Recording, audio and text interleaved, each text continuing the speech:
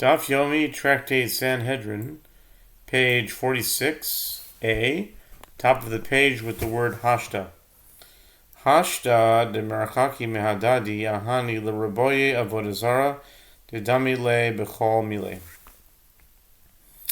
Now that the generalization and the detail are distant from each other, meaning they are written in different verses, the verses serve to include one who is found guilty of idol worship, as he is similar to the blasphemer in all matters. He too is subject to be hung after he is executed. Rabbi Eliezer Darish Ribuye Umeute Vihumas Vitalisa Riboy Kikilas Miut I Havu Mikarvi Lahadadi Lo Havi Marabinan Ela Avodazara de Dame Le Vichol Mile Hashta de Mirachaki Mehadadi Ahani Lerboye Sha'ar Haniskalin. And Rabbi Eliezer, by contrast, interprets the verses based on the principle of amplifications and restrictions. The phrase, and he is put to death, and you shall hang him, is an amplification. The phrase, for he that is hung is a curse of God, is a restriction. Were the amplification and the restriction right next to each other, we would apply the principle of amplifications and restrictions and include only one who is guilty of idol worship, as he is similar to the blasphemer in all ways. Now that they are distant from each other, the verses serve to include all those who are liable to be stoned to death. All of their corpses are hung after they are put to death. Ha'ish tolin, my time of the Rabbanon Amar Krav Talisa Oso. Oso v'lo oso, Rabbi Eliezer oso v'lo kisuso. The Mishnah teaches that according to the opinion of Rabbi Eliezer, the corpse of a man is hung facing the people, while the corpse of a woman is hung facing the tree. Whereas the rabbis say that the corpse of a woman is not hung at all. The Gemara asks, what is the reasoning behind the opinion of the rabbis? The Gemara answers, as the verse states, and if a man has committed a sin worthy of death, and he is put to death, and you shall hang him on a tree, Deuteronomy 21:22, which teaches that you shall hang him on a tree after his death, but you shall not hang her on a tree after her death. Rabbi Eliezer would respond that the inference to be drawn from this verse is that after his death they hang him by himself, meaning without his clothing. The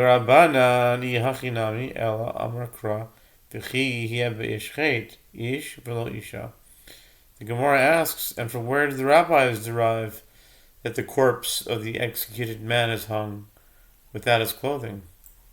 The Gemara answers, yes, it is indeed so, that they agree that the word him teaches that the corpse is hung without clothing, but the source of their ruling is the verse that states, and if a man has committed a sin, which indicates that a man is hung after he is put to death, but a woman is not hung after she is put to death.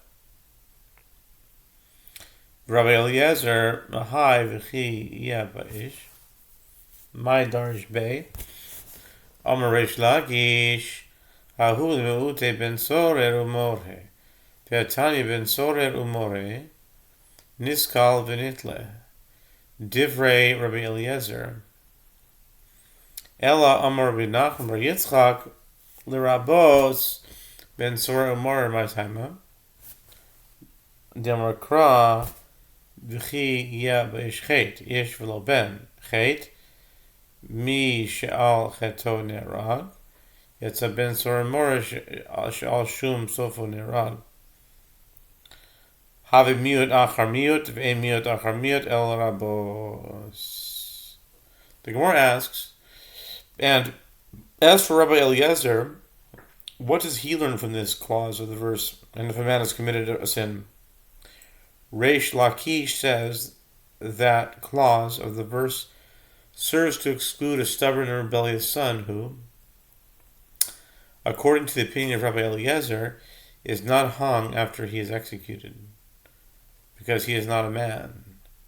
The Gemara raises a difficulty, but isn't it taught explicitly in a Braita, a stubborn and rebellious son is first stoned and afterward his corpse is hung? This is the statement of Rabbi Eliezer. Rather, Rav Nachman Bar Yitzchak says that part of the verse comes to include a stubborn and rebellious son, that his corpse is also hung. What is the reason for this? The Gemara explains, as the verse states, and if a man has committed a sin, indicating that only the corpse of a man is hung, but not that of a child, thereby excluding a stubborn and rebellious son. And the word sin indicates that only the corpse of one who is put to death on account of the sin is hung, to the exclusion of a stubborn and rebellious son who is executed, not because of a sin that he has already committed, but on account of what he is likely to do in the future. This is an example of a restrictive expression following a restrictive expression, as both expressions indicate that a stubborn and rebellious son is not hung after he is put to death. And there is a hermeneutical principle that a restrictive expression following a restrictive expression serves only to amplify the halacha and include additional cases. In this case, it serves to teach that the corpse of a stubborn and rebellious son is hung after he is put to death. Amr lehen Rabbi Eliezer, halo, v'halo shum ben shadach tal nashim. Amr Rav Chizda lo shana ela v'shtei misos aval b'misa achaz danin. V'hamas de shum ben shetach de misa achaz habe. V'ka amr le de ein danin. The Mishnah teaches that Rabbi Eliezer says to the rabbis, did Shimon ben Shatach not hang in Ashkelon women who were found guilty of witchcraft? And the rabbis replied that no proof can be brought from there, since he hanged 80 women on a single day, which clearly indicates that this was an extraordinary measure, and therefore cannot serve as a precedent for normative halacha. Rav Chizda says they taught that one court may not judge two capital cases on one day only when the two cases involve two different modes of execution, but when they involve only one mode of execution, the court may, in fact, judge them on the same day. The Gemara raises a difficulty, but the incident relating to Shimon ben Shatach, it involved only one mode of execution, as all the women were accused of witchcraft, yet the rabbi said to him that the court may not judge them on one day. Rather,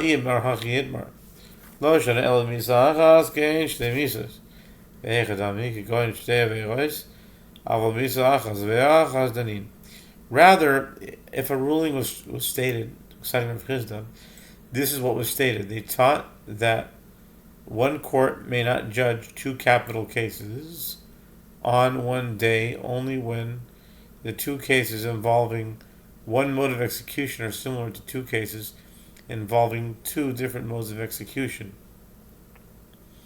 And what are the circumstances of such a situation? For example, when there are two different transgressions that are punishable by the same mode of execution, the court may not judge two such cases in one day. But where there is only one mode of execution and only one transgression, the court may in fact judge two cases on one day. Ein donin shnayim biyom echad ve'afilu b'noif v'noefes targum Rav Chizda v'vas kohen u'boyala. Rav Ada bar Ahava raises an objection from a Braita that states, the same court may not judge two people charged with capital transgressions on one day, not even an adulterer and an adulteress. This indicates that a court may not judge two cases on one day, even if the two cases involve only one mode of execution and the same transgression. Rav Chizda interpreted the Braita as referring to a case of adultery involving the daughter of a priest and the man with whom she engaged in intercourse, as the daughter of a priest is liable to receive death by burning, while the man is liable to receive death by stoning if the woman was betrothed to another man, or strangulation if she was married to another man. Or the bride is referring to a case of adultery involving the daughter of a priest and those who rendered as conspiring witnesses, the witnesses who rendered as conspiring witnesses, the witnesses who testified about her. Tanya, Rabbi Eliezer ben Yaakov Oimer, Shemati shebezdin makin ve'oinshin sheloi min ha'toireh v'lo la'avor al divrei toireh ela kedei la'asot siyag la'toireh. It is taught in a Brisa, Rabbi Eliezer ben Yaakov says, I heard that the court may administer lashes and capital punishment even when not required by Torah law. And they may not administer these punishments with the intention of violating the statement of the Torah, meaning to disregard the punishment stated in the Torah and administer another punishment. Rather, they may administer these punishments to erect a fence around the Torah so that people will fear sinning. ומעשה באחד שרכב על סוס בשבס בימי יוונים והביאו לבית דין וסקלוהו לא מפני שראוי לכך אלא שהשד צריך לכך. שוב מעשה באדם את אחד שהטיח את אשתו תחת התאנו והביאו לבית דין והלקוהו לא מפני שראוי לכך, אלא שהשד צריך לכך. An incident occurred involving one who rode a horse on Shabbat during the days of the Greeks, and they brought him to court and stoned him. Not because he deserved that punishment, as riding a horse on Shabbat is forbidden only by rabbinic decree, but because the hour required it, as people had become lax in their observance of Shabbat, and therefore became necessary to impose the severe punishment for a relatively minor offense.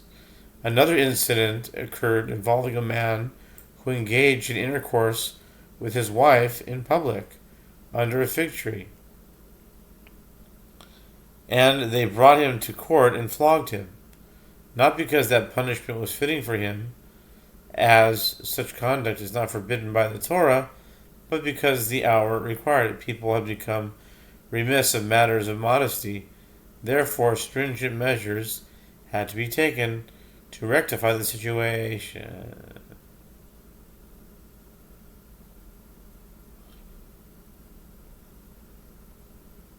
Okay.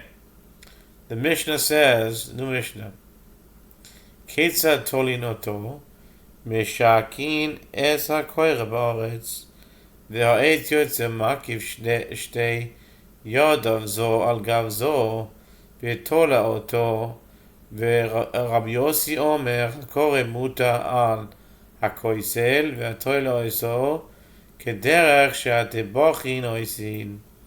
How do they hang the corpse of one who was put to death by stoning?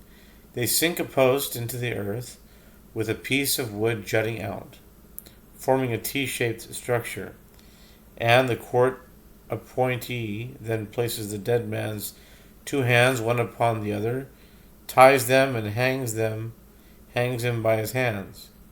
Rabbi Yossi says the post is not sunk into the ground, rather it leans against a wall, and he hangs the corpse on it the way that butchers do with meat. Umatir no somiyad v'imlan over Allah v'lo ta'aseh shneimar lo talin niblato al ha'etz ki kavor tikbarenu ki kirilat Elohim talui begomer. Kilomar b'pnei ma ze talui b'pnei sheberach et Hashem v'nimtza Hashem shamayim mitchalel. The dead man hangs there for only a very short time, and then they immediately untie him, and if he was left hanging overnight, a prohibition is transgressed. As it is stated, his body shall not remain all night upon the tree, but you shall bury him that day, for he that is hung is a curse of God. Deuteronomy 21:23. That is to say, were the corpse left hanging on the tree overnight, people would ask, for what reason was this one hung after he was put to death? They would be answered, because he blessed God, which is a euphemism for blasphemy, and therefore the name of heaven would be desecrated were the dead man's corpse to remain hanging, reminding everybody of his transgression. Amar Rabbi Meir b'shasha d'mitzta'er shchina ma'ala shonomeres kalani miroshi kalani mizroa im ken v'makom mitzta'er al daman shel shoim shenishbach kal v'choimer al daman shel tzadikim. Rabbi Meir said the phrase, for he that is hung is a curse of God, should be understood as follows. When a man suffers in the wake of his sin, what expression does the divine presence use? I am distressed, kalani, about my head. I am distressed about my arm, meaning I too suffer when the wicked are punished. From here it is derived, if God suffers such distress over the blood of the wicked that is spilled, even though they justly deserve their punishment, it can be inferred a fortiori, meaning a kal v'chomer, that he suffers distress over the blood of the righteous. V'lo zu bilvad amru ela kol hameilin es meisoi oiver v'lo itase elinu lichvoidoi lehavi loi aron v'tachrichim eino oiver alo. And the sages said not only this, that an executed transgressor must be buried on the same day that he is killed, but they said that anyone who leaves his deceased relative overnight without burying him transgresses a prohibition. But if he left the deceased overnight for the sake of the deceased's honor, meaning to bring a coffin or shrouds for his burial, he does not transgress the prohibition against leaving him unburied overnight. V'lo hayo kovrin oto b'kivrot avotav ela shtei batei kavaras hayu mesukan lebezdin achas leneheragin v'lanechnakin v'achas leniskalin v'lenisrafin nes akel abasar milaktin es ha'atzamos v'kovrin osam b'mekoman והקרובים באים ושואלים בשלום הדיינים ובשלום העדים, כלומר שאין בליבנו עליכם שדין אמס דנתם.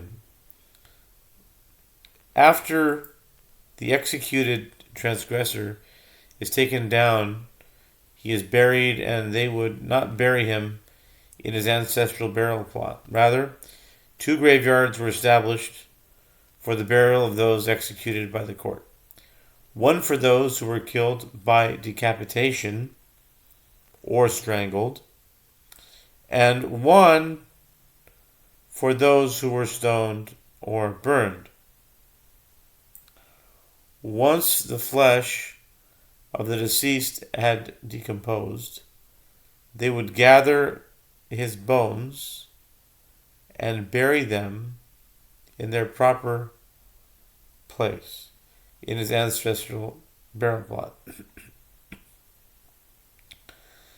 And soon after the execution, the relatives of the executed transgressor would come and inquire about the welfare of the judges and about the welfare of the witnesses, and as if to say, we hold no grudges against you, as you judged a true judgment.